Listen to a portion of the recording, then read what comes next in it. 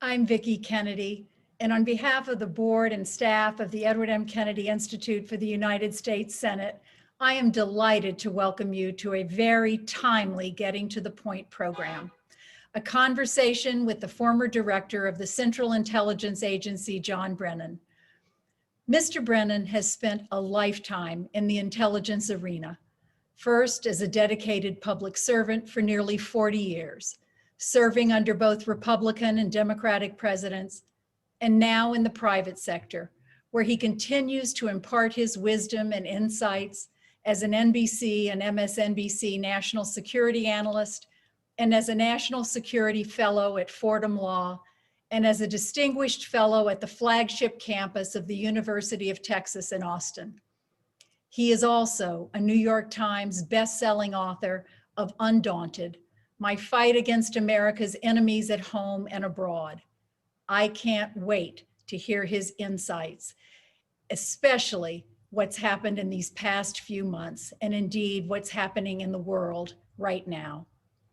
We're doubly fortunate this evening to have a national leader in Homeland Security as a moderator of the discussion with Mr. Brennan, Juliette Kayyem. Ms. Kayyem has served in government as a security expert at both the state and federal levels. She is also an academic. Indeed, she is faculty chair of the Homeland Security and Global Health projects at Harvard.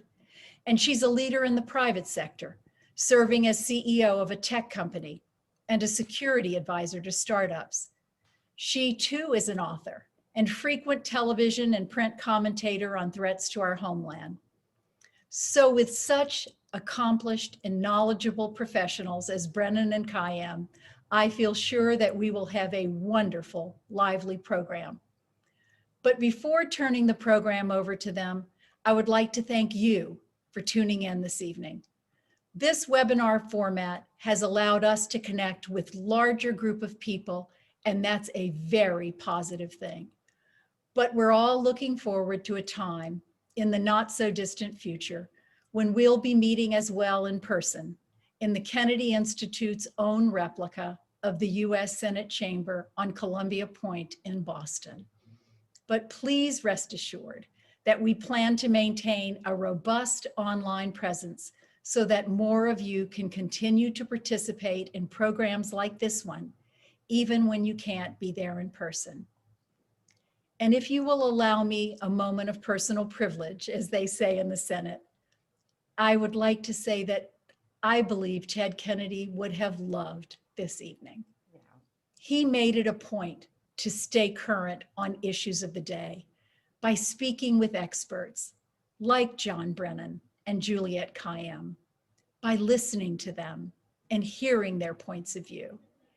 He believed in carving out time, no matter how busy he was, for what he liked to call issues dinners, a time to sit around the dinner table and talk with professionals, ask questions, learn more.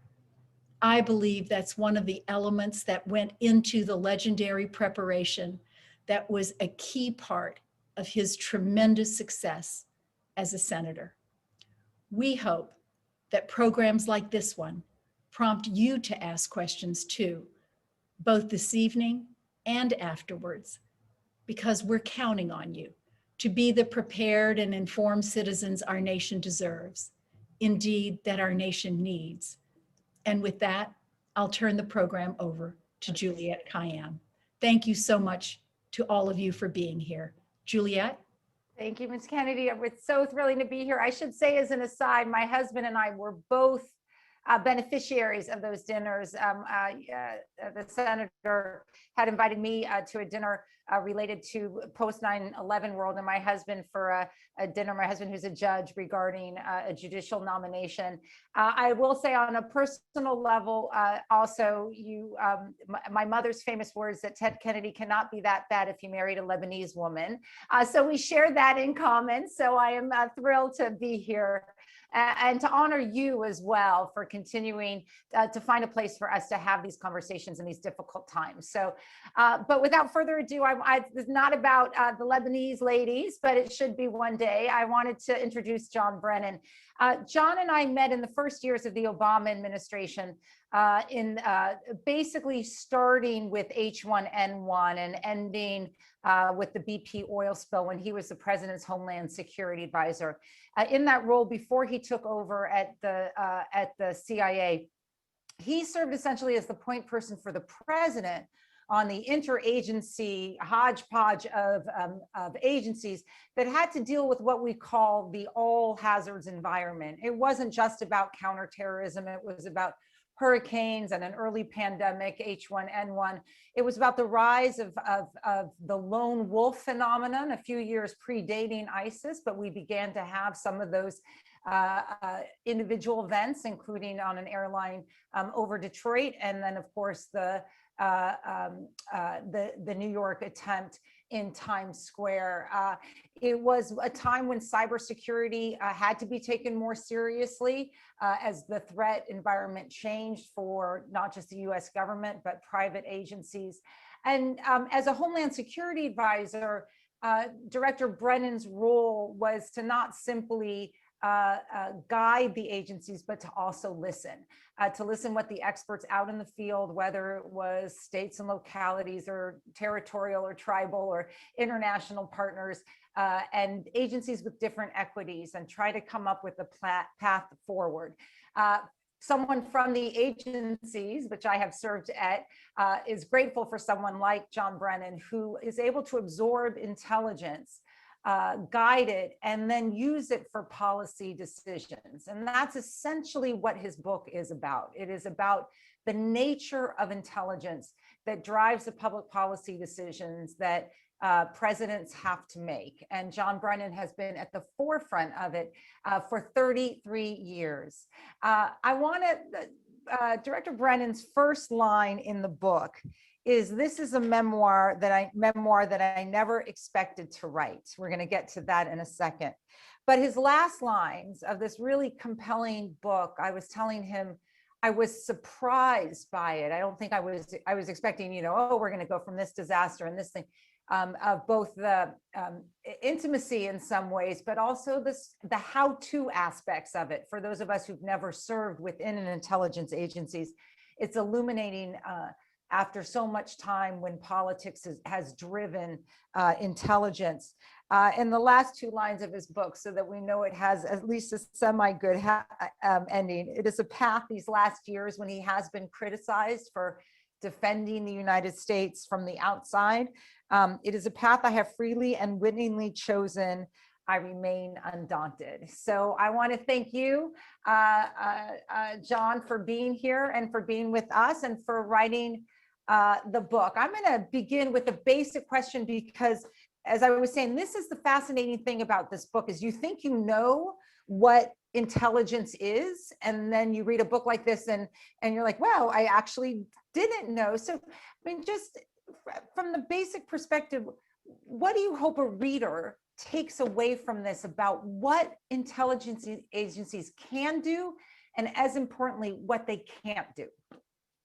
Well, first of all, Juliette, it's great to be with you again in this conversation this evening. And I want to thank Vicki Kennedy and the Institute for the kind invitation for me to participate in what truly is a tribute to the Lion of the Senate, Senator Edward Kennedy.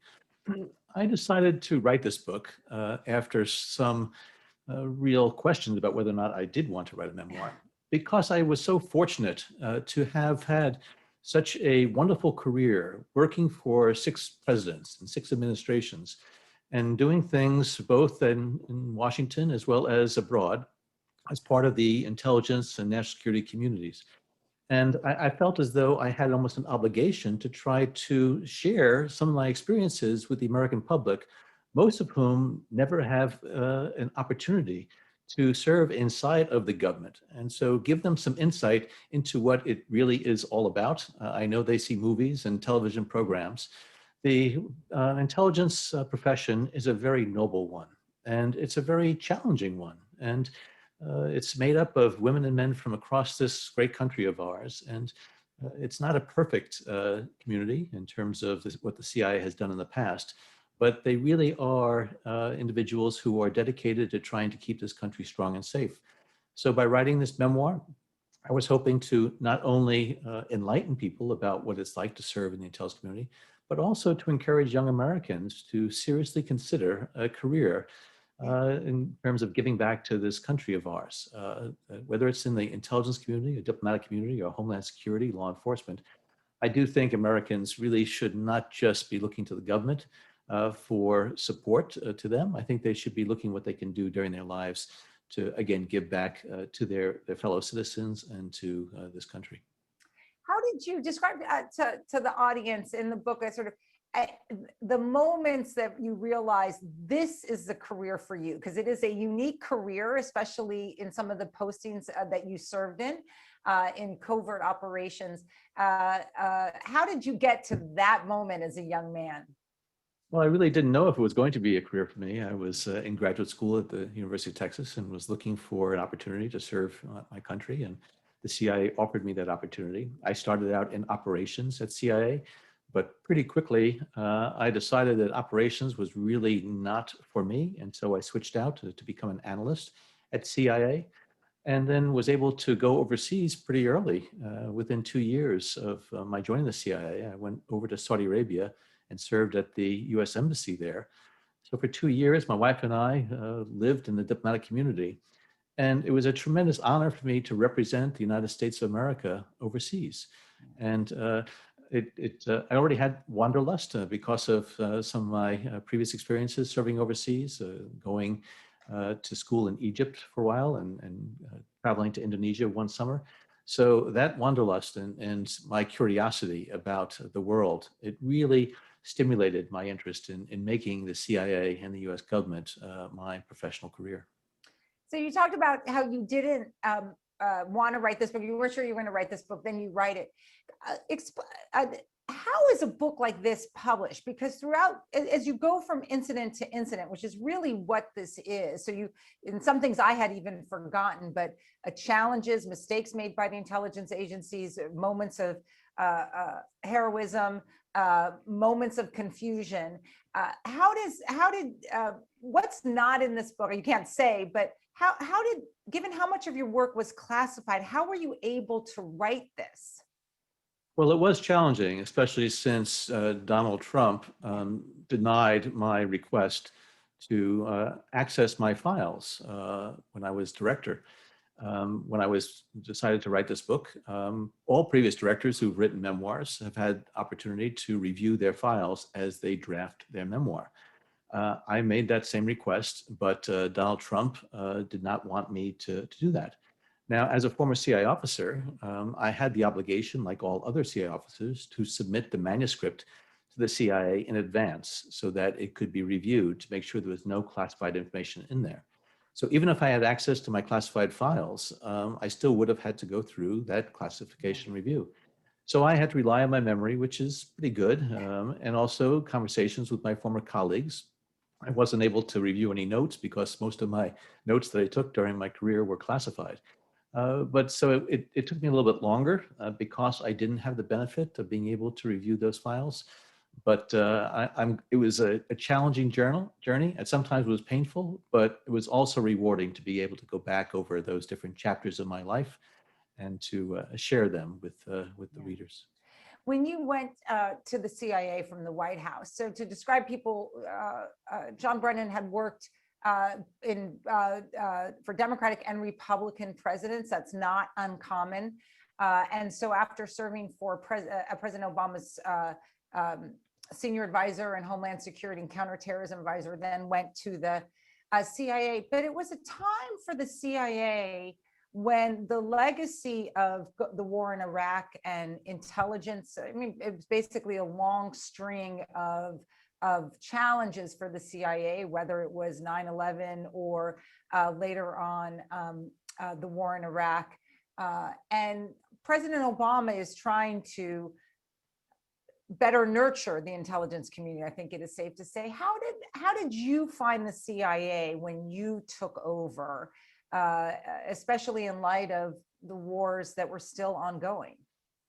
Well, having served in CIA for 25 years before I joined the Obama administration, I felt as though I had a really good sense of the organization. I had served in operations, analysis, overseas in Washington, I had many different responsibilities during my career. And so I served for 4 years, President Obama's first term as his Homeland Security and Counterterrorism Advisor, and I got to know him very well. And I really felt as though we had an alignment of perspectives as far as the role of intelligence. And so then when he asked me to go back to CIA and to serve as his director, I jumped at the opportunity. But I also had to deal with a lot of legacy issues, as you said. The CIA, in the aftermath of 9/11, was tapped to try to prevent a recurrence of those horrific attacks. And the CIA did some outstanding things. And I really do believe the CIA was responsible for preventing Al Qaeda from carrying out other types of horrific attacks against the homeland. At the same time, the CIA was asked to lead up this very controversial program, the detention interrogation program, where they conducted these enhanced interrogation techniques, including waterboarding against individuals.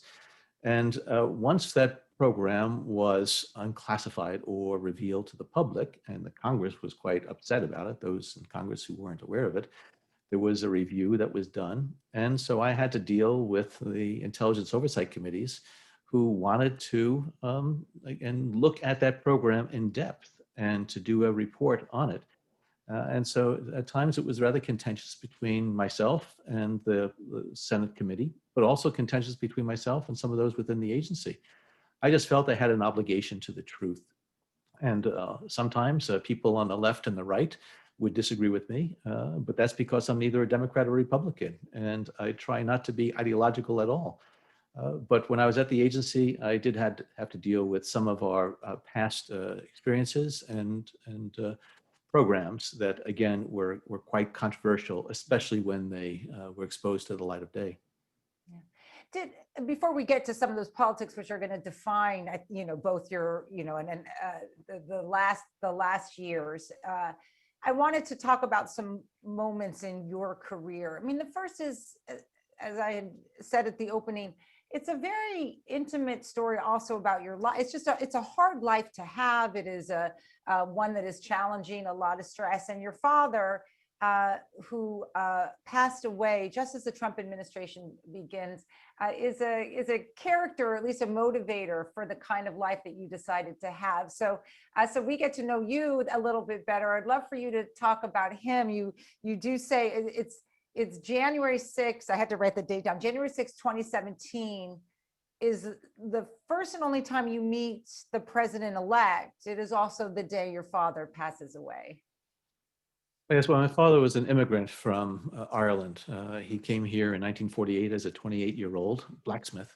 Yeah. And he always instilled in me and my siblings just how special it was to be an American citizen. And he would frequently say it, those who are citizens by birth frequently take it for granted. Yeah. And he was such a role model, and in terms of his integrity, his honesty, and his work ethic. He passed away the last week of December of 2016. And so on January 6th, when myself and Jim Comey and Jim Clapper went over to New York to brief Donald Trump on the intelligence community assessment about Russian interference in the election, I had to go right from the Trump Tower over to New Jersey because that was the day of the wake of my father. And so it was quite an emotional day for me.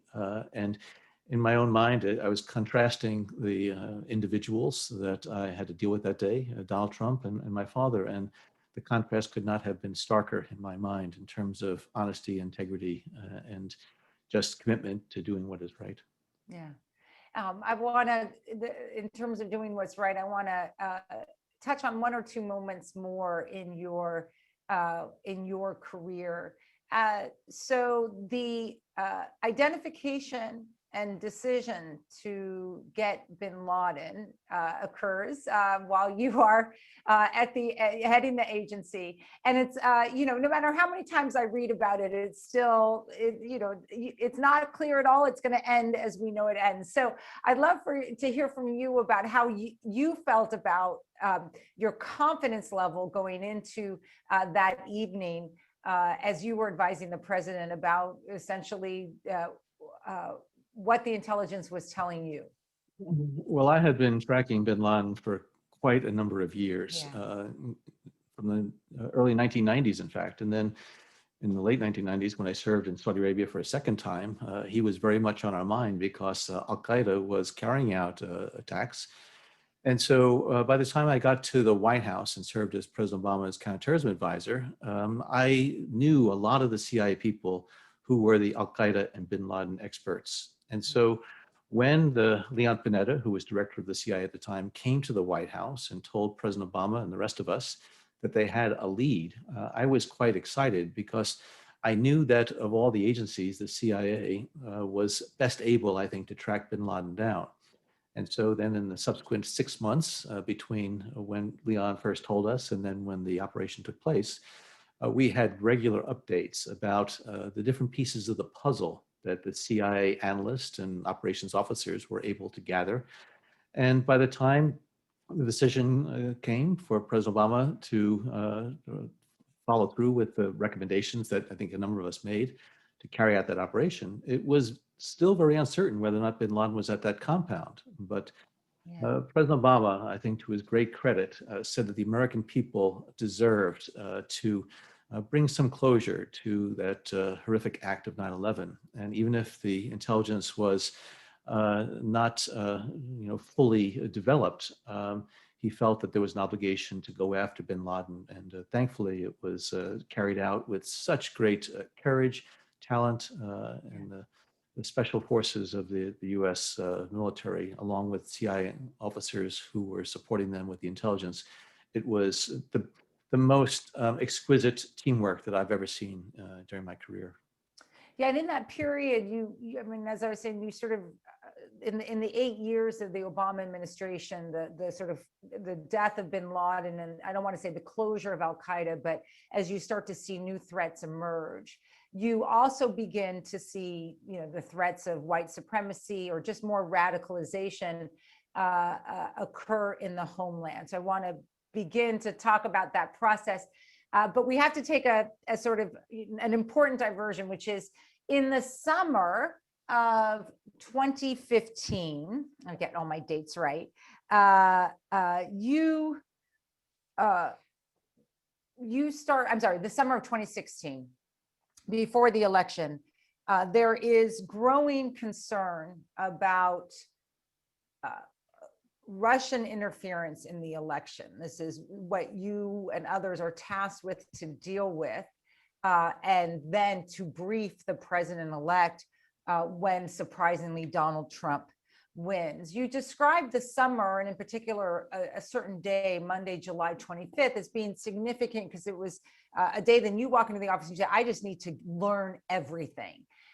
What would you learn in that time period? And then looking back, did you feel that did you feel like maybe the threat was underestimated, or maybe too defined, or too influenced by the expectation that Hillary Clinton would win? Well, CIA and other elements of the intelligence community know that Russia tries to interfere in elections. They've been trying to do it for many, many years with traditional propaganda. And so in the late spring and early summer of 2016, we were watching out for what the Russians might do. And we had some indications that the Russians were ramping up their efforts. But unlike in previous years, we felt as though this was much more comprehensive, intense, and focused. And it was really trying to sway the election in favor of one of the candidates. And so when my analysts would bring me bits and pieces of intelligence, I knew that I needed to brief President Obama on this, but I wanted to have as much a insight into what they were doing as possible. So I basically asked for all of the intelligence that was available, both in terms of human intelligence, technical intelligence, other types of things. I wanted to see the assessments that were done on Russian covert actions and propaganda efforts previously. And I basically sequestered myself in my office for several days so I could understand all the different pieces of this very, very complex and challenging puzzle. And by the time I was finished, I felt as though it was imperative for me to go down to the White House and brief President Obama that this was a very intense effort on the part of the Russians, and it was something that was authorized by Vladimir Putin to interfere in the election as a way to hurt Hillary Clinton, as well as to help Donald Trump. And so, again, maybe it was just because I had served as an analyst for so many years. I wanted to have a good handle on all of this material myself. And so, right. So you educate yourself. You had already known about it, but you get firmly ensconced in it. Did you, looking back now, right, in terms of what would happen, what was your sense of, I'm going to put this fairly, I will not put it loaded. When you first met Donald Trump to brief him on Russian interference, what was your takeaway? It was an emotional day, as you said, about what he was likely to do as president. Well, I already had a pretty good handle on Donald Trump, the person, based on his reputation. Coming from the New York, New Jersey area, I had watched Donald Trump's ascent in business for many years, and he had a well-deserved reputation for playing by his own rules. And so when I went to the Trump Tower in early January of 2017 to brief him, I was quite skeptical that he was going to take his responsibilities as president seriously. As I noted before, I worked for 6 presidents, 3 of each from each party. And while I disagreed with some of their policies, I had tremendous respect for all of them, that they really were trying to do what was in the best interest of the country. But I was concerned that Donald Trump was going to pursue policies and efforts to advance his own political or even financial fortunes at the expense of U.S. national security interests. And I felt as though during that briefing that we gave him, that he was not really trying to find out the truth. He was just trying to find out how much we knew about possible collusion between Russia and members of his campaign. In the years that after you left government and the years subsequently, you found yourself in a role that I often said out loud, I just can't imagine. Well, it didn't come naturally. And you found yourself, I wouldn't say you were a member of the resistance, but you found yourself in a much more public role. And I would say more public than others, formers. And I've always wondered and wanted to ask you, sort of, how did you think about that role as a critic of and a skeptic, I think, of what was happening in the intelligence communities during the Trump administration? And then I think it's safe to say sort of more growing alarm about the politicization of intelligence that was, I think, threatening the integrity of institutions you had committed decades to. So I'm sort of curious, like that's a hard decision for someone like you to make. Well, even before he was inaugurated, Donald Trump disparaged and denigrated members of the intelligence community and law enforcement communities. And these were colleagues that I worked with for many years. And so when I left government then, I had to make a decision about whether I was going to be quiet or I was going to speak out. And when I saw how much dishonesty that Donald Trump was pushing out to the American public and misrepresentations of the truth, I felt as though I had an obligation to speak out and speak up, because I was there during the 2016 period of time when the Russians were interfering in the election. And I was quite upset at the way Donald Trump was comporting himself as a president of the United States. And maybe it also was the emotions of the last month or so with my father's failing health and then death, and just thinking that Donald Trump was somebody who I didn't believe deserved to be president of the United States. Mm-hmm. And so, yes, I spoke out, and people criticized me for it, and that's certainly their right to do.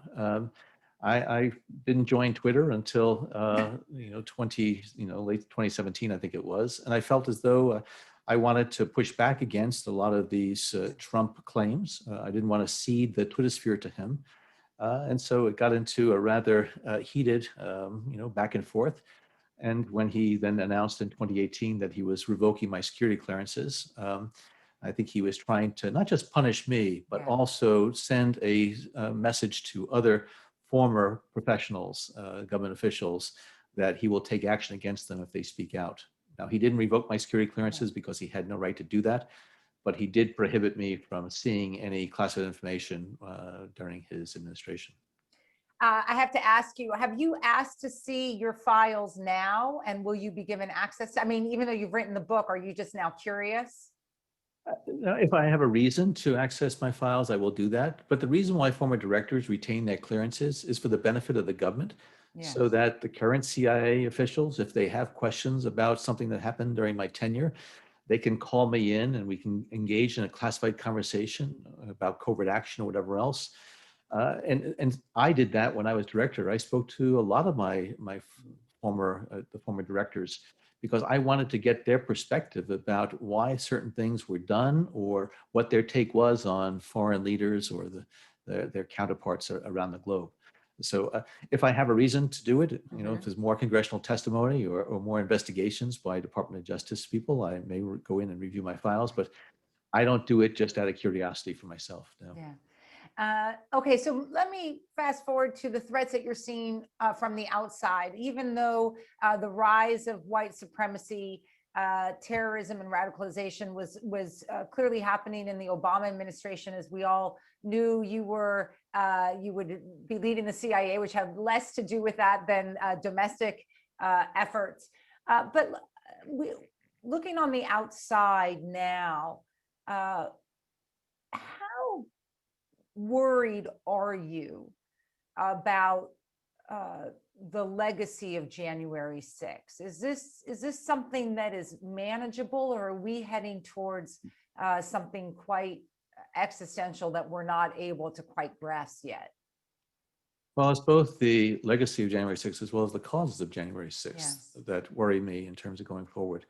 Unfortunately, there has been this growth, particularly in right-wing extremism and white militias, in terms of vigilantism, that they are going to try to take matters into their own hands. Look what they did in Michigan in terms of taking over the state house there. What they did in terms of what I think was an insurrection at the Capitol on January 6th. And I think, unfortunately, they have been fueled by a lot of the rhetoric that is coming out of politicians who know better, but are trying to, again, gather support for their own political agendas. So I do think that this country, unfortunately, has been polarized. It is on the left and on the right. I don't think that being an ideologue is really going to help one understand what the reality of this world is today. And unfortunately, I think this growth, especially in right-wing extremism, has been very, very unsettling, because there are individuals who refuse to, I guess, accept the results of elections. And unfortunately, there have been some media outlets that, again, stoke those flames of just misunderstandings that people have about what happens in the political environment. What would you do even outside your intelligence roles to maybe amplify the middle? I mean, in other words, if you actually sort of get away from this madness, most Americans are somewhere in the middle. But the right-wing extremism that's sort of taken hold of the Republican Party in the sense of January 6th and election, questions about the legitimacy of a president of the United States, President Biden. Do you have any insights for us? Because I think we all struggle to figure out sort of is the path forward for putting the genie back in the bottle, I think, in terms of our elections. It's really tough, and it's a phenomenon that's not just affecting the United States, Yeah. it's other countries as well. In Europe, you see the growth of right-wing elements there. And so many societies are being polarized right now. But I do think it's important, especially for the current Republican Party, to have people speak out against this radicalization that is taking place. And I disagree with most of what Liz Cheney advocates from a policy perspective, but I give her tremendous credit for speaking up and out against Donald Trump. And unfortunately, there are too few individuals right now within the Congress and the Republican Party who are willing to do that. Mitt Romney and several others, Adam Kinzinger, but we need more of those individuals who are really trying to, I think, speak truth to the American people. And that's where I think we really need more influencers who have the credibility, who can speak to the American people in a very truthful, honest way. and discredit these ideologues. That's why people like Lindsey Graham, who knows better, but continues to, again, stoke, I think, fuel the sentiments on the far right. This is what I think is really, really quite harmful to our democracy. Yeah.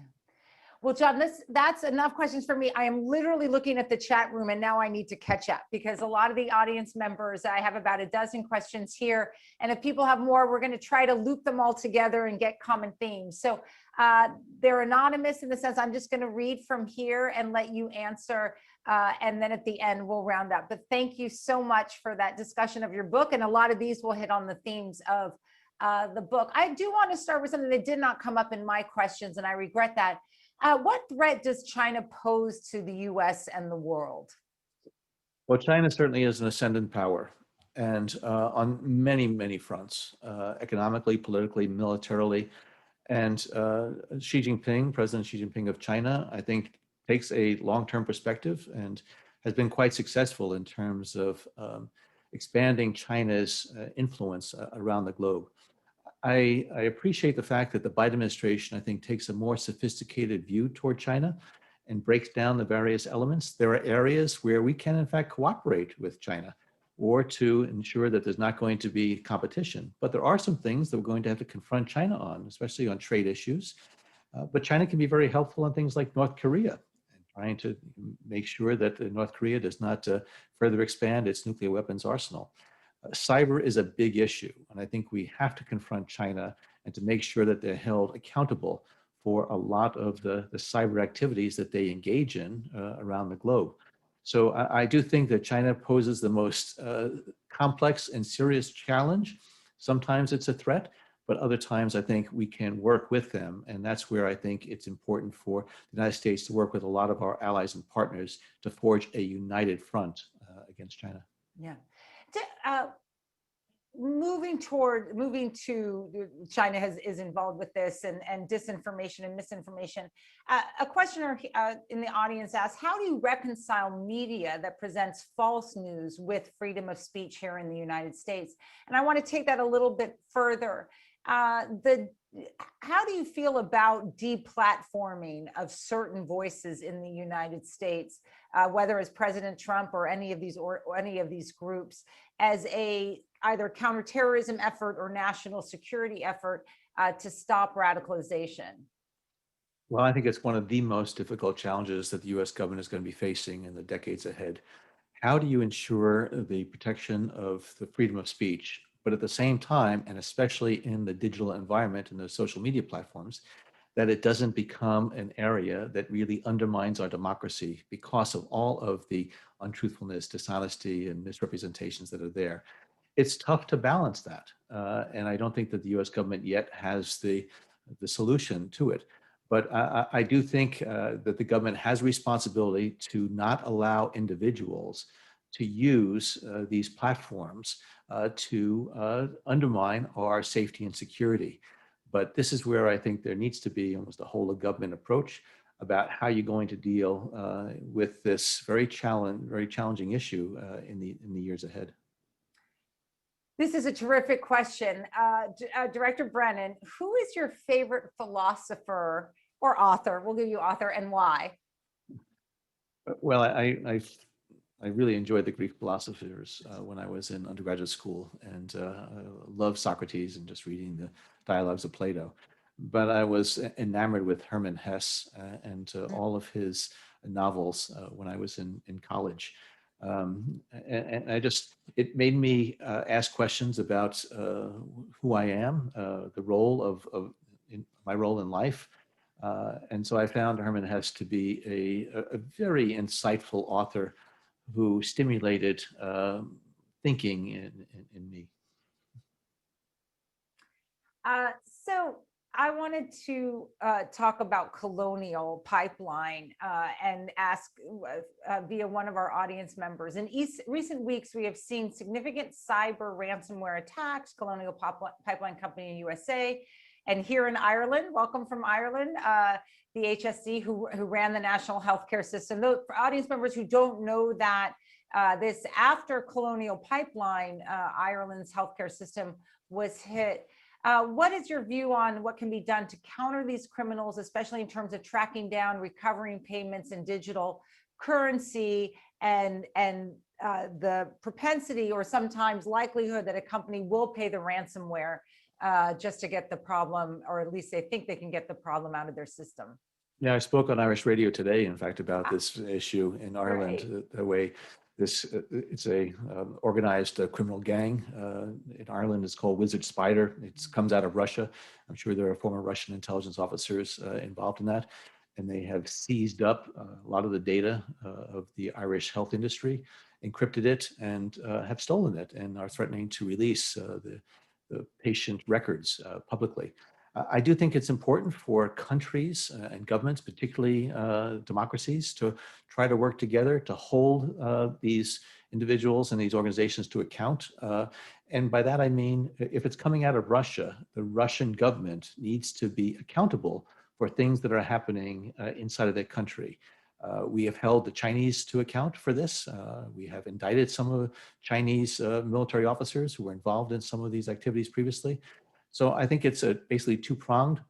One is to do everything possible to prevent these intrusions, which means dealing with the countries that harbor some of these groups, but also try to harden our infrastructure, but then also to back up files and to make resilience and recovery much more spontaneous, so that as we're going to continue to be attacked by these groups, whether it be ransomware or other things, that whether it be the colonial pipeline or health records are not going to be closed down for extended periods of time. We need to find a way to recover quickly from these attacks.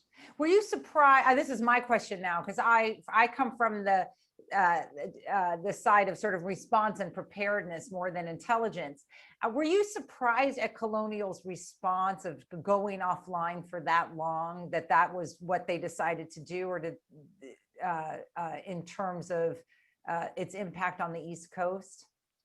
Clearly, it was a very serious attack, and I think that the Colonial Pipeline officials were really trying to mitigate to the greatest extent possible further propagation of this malware in their system. So I think it was preemptive in terms of shutting down some things, because one of the most difficult challenges for companies that are attacked is to find out just how extensive that attack is, where it has propagated within the system, so they can contain it. So I do think they were, in an abundance of caution, they closed down some of those systems to prevent further spread of that malware. But yeah, I think it was surprising that the pipeline that supplies most of the fuel to the East Coast of the United States was shut down as a result of this attack. Yeah. So there's about a half dozen questions on the Israeli-Palestinian conflict going on right now. And I think it's important that we address it, though it's so emotional for so many. And I think one questioner probably puts it in a way that comes from your background. How do you think the US, the Biden administration, should address the conflict right now? In terms of, I should get it directly, what can the Biden administration do to both calm the current fighting between the Israelis and Palestinians and promote a better pathway to a lasting peace between them, which I hope we all can agree on? Well, I think those are related but separate issues. And I think it's critically important to try to stop the bloodshed immediately. And President Biden has called for a ceasefire. I think that needs to be even more forcefully stated.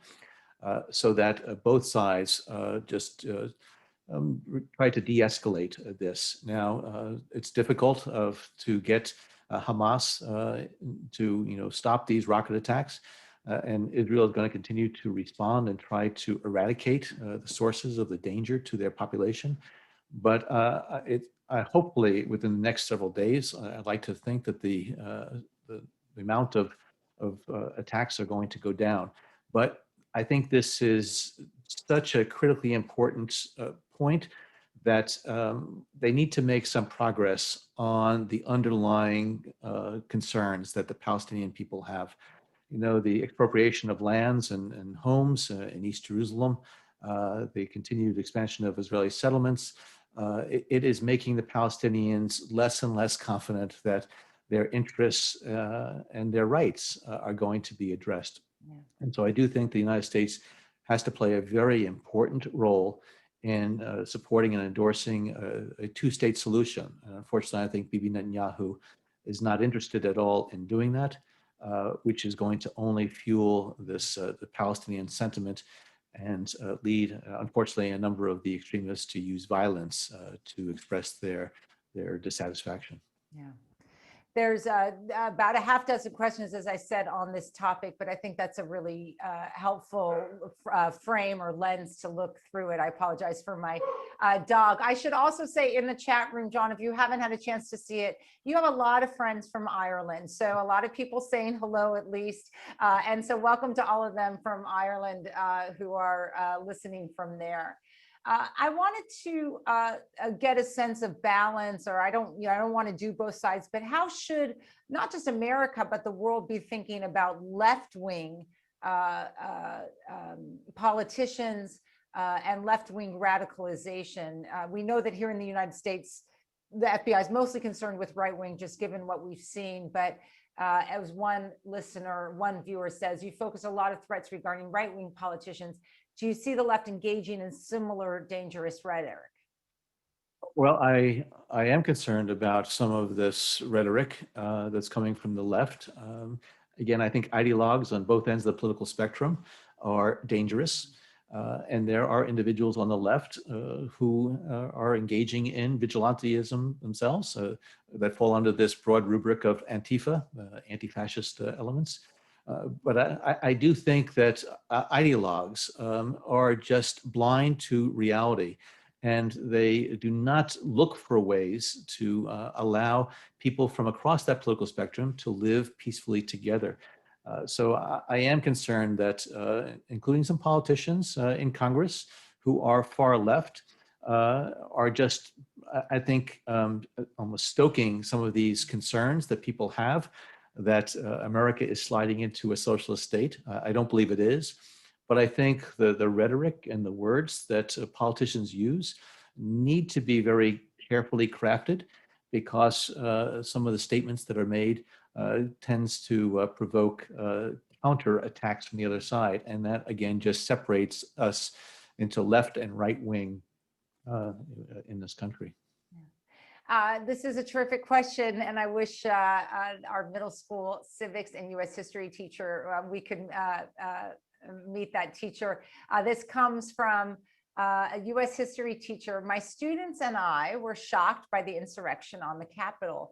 They are wondering if former President Trump will actually be held accountable. Will he be held accountable, and if so, how?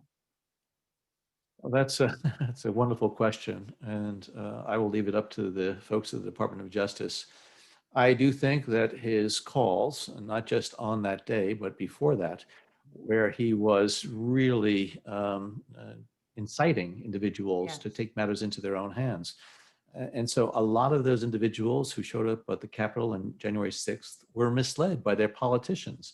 And it's not just Donald Trump, Josh Hawley and others, again, who were stoking those flames.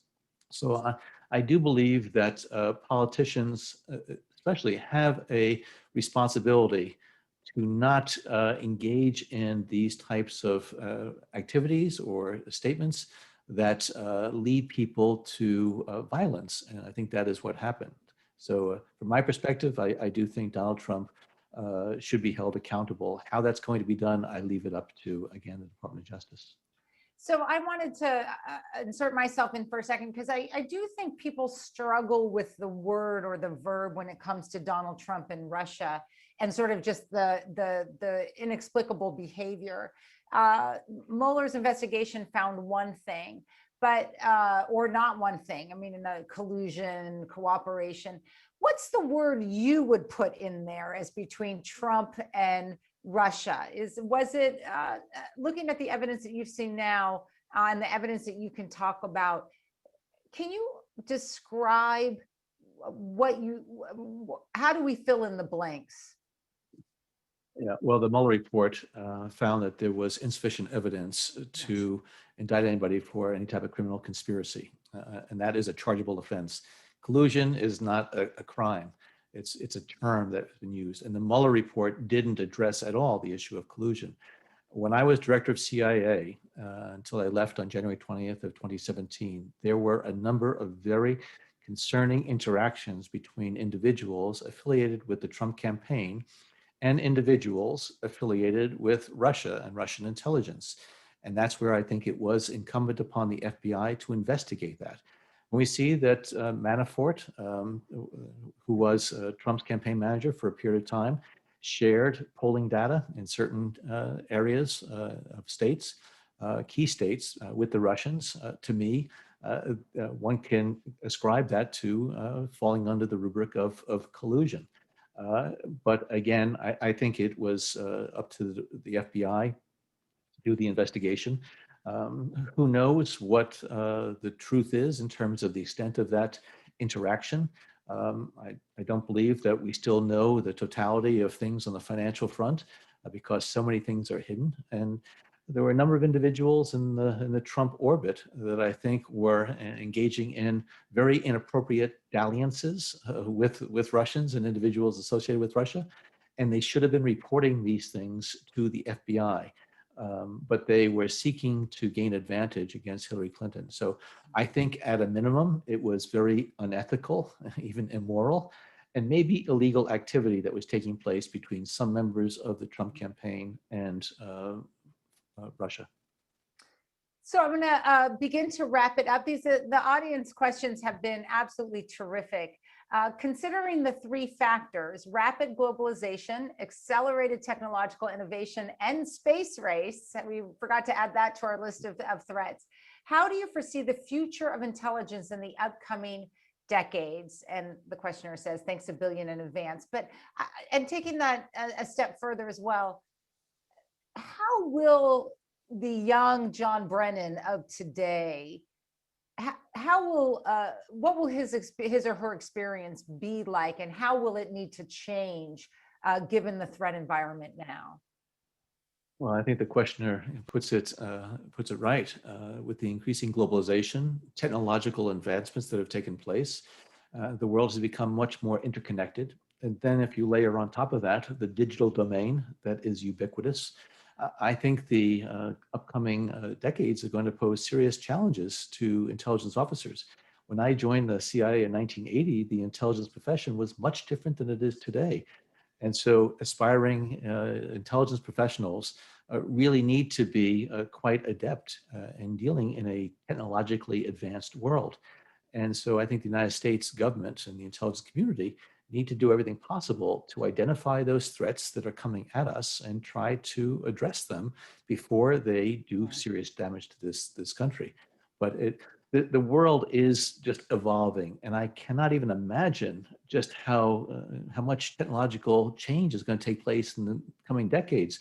When I look back over the last several decades, it's phenomenal in terms of communication systems and the ability to interact around the globe. And so when we're talking about climate change, we're talking about cyber, all of the things that were not really on the plate of intelligence professionals just a few decades ago are very much front and center now, which is why the intelligence community and CIA need people from all different backgrounds and perspectives, engineers, technologists, scientists, as well as linguists and others.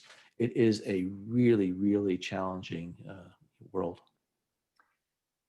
Yes, and the attempts by the CIA to recruit that diversity you remark on in the book, that for it to be an effective agency in the future, it has to have agents and analysts and managers who reflect the United States more effectively, I think, than it had in the past.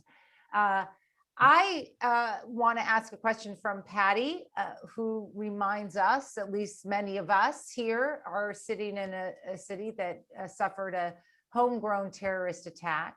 And she asks, how can we prevent attacks in public spaces from homegrown terrorists like we saw at the Boston Marathon not so long ago? Yeah, well, I had a number of concerns there. I am very concerned about the wide availability of weaponry in the United States. I think more so than any other country, and including with the assault weapons, semi-automatic weapons, and other types of things that can really slaughter people in just seconds. And so therefore, I hope that the Congress is going to be taking appropriate steps, not to do away with the right of Americans to bear arms, but to make sure that those arms don't get into the hands of the wrong people. But at the same time, I think it's important for people to follow the adage that has come out many years ago, including when you were at the Homeland Security Department, which is see something, say something. If there's really suspicious activity that's taking place, it doesn't mean that you're going to be reporting on your fellow citizens. But if there's an unattended package, or if there is very suspicious behavior on the part of an individual, this is where I think it is incumbent upon citizens to bring it to the attention of the appropriate officials. Yeah. So yeah, when I was at the White House, we had the Newtown shooting, just some of these horrific massacres that take place. And I do think that taking appropriate steps, again, to prevent weapons falling into the wrong hands, but at the same time, making sure that you're able to respond very quickly if some of these situations occur. So I'm going to begin our exit first, not just with a goodbye yet, but to reflect on the future for John Brennan, but also the CIA and intelligence. You're clearly still in touch with many of your friends and colleagues who are still there. What's the mood right now, given everything going on? What are they worried about? Does it feel lighter in some ways, given the focus on the intelligence agencies during the last administration? Well, first of all, Bill Burns is the new CIA director, and he is a tremendous public servant. I've known Bill for decades, and it couldn't have been a better choice. Good. But also, I think the folks at the CIA really enjoy their work and want to do the best they can. And I think now that they have somebody in the White House who really looks to the intelligence community for insight, for assessments, it makes them feel that their work matters. Mm-hmm. And the people at the CIA come from all different backgrounds and political perspectives, but they want to know that their first customer, the President of the United States, values what they do, values their sacrifices. And Joe Biden is somebody who tremendously appreciates and values the work that the intelligence and law enforcement professionals and diplomats and Homeland Security professionals do on a daily basis. I don't think that my former colleagues at CIA felt that during the Trump administration. So as you look ahead to the years ahead, we are coming out of a pandemic that was in some ways an intelligence failure in terms of the health intelligence that we were receiving and reacting to. But the years ahead, how are you thinking about, even if not going back into government, but how you're thinking about providing insights and about the future and protecting America and its interests, even if you're not at Langley, which I assume is not going to happen again because you graduated, I hope. Yeah, well, again, I was very fortunate to serve in the government for several decades. And what I'm trying to do today is to ensure that I share my experiences with other Americans. And I give back to my alma maters, Fordham and the University of Texas. I serve there. And whenever there are opportunities like this to talk to people about the importance of national security and intelligence work, I seize upon them. So again, to the extent that I can share those views, maybe I'll write another book. Once in a while, I will do an op-ed in the paper. But I am enjoying the time I can spend now with my family, with my children, grandchildren. And I am looking forward to COVID being behind us so that I can travel to Ireland and do some other things that I really enjoy doing. Well, we're thrilled for you, but as we are all stuck, very grateful for you spending an hour with us here at the Institute. I want to thank the Institute staff, Vicki Kennedy, Lauren, and others for putting together a great event. It was an honor for me when I got the email. I tried to play coy and maybe wait a few minutes before I said yes, but I think we got a yes about 2 minutes later, because it is such an honor for me to be able to learn from you and speak with you and to provide our audience this opportunity. So the book is, as I said, also terrific, Undaunted, and we hope you all purchase it. And thank you so much, John, for not just this hour, but of course, to a lifetime of commitment to this nation. Juliette, thank you so much again for the opportunity to be with you this evening. But thank you also for your service of many years in the government, but also your continued efforts to try to share your perspectives and help to educate the American public about these very, very important and critical issues. So thank you. Well, thank you.